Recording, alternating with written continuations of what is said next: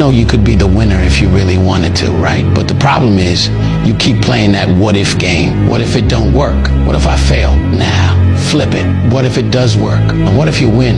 Then what? You're gonna be sitting there happy, right? You say you wanna win, but then you're scared to lose. What sense does that even make? Look, you can't talk about wanting to win and then be scared of the risk. That's not how this works. If you lock in, keep your head down and stay focused on the vision, how could you not win? The only thing that's gonna make you lose is your own mindset, and that's all on you.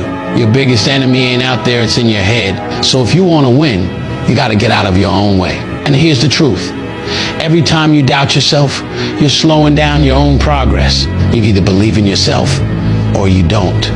There's no in between. If you keep second guessing everything, you're already losing. But when you stop playing scared and start moving like you're built for this, you'll see everything change. So stop thinking about what could go wrong and start focusing on what's gonna go right.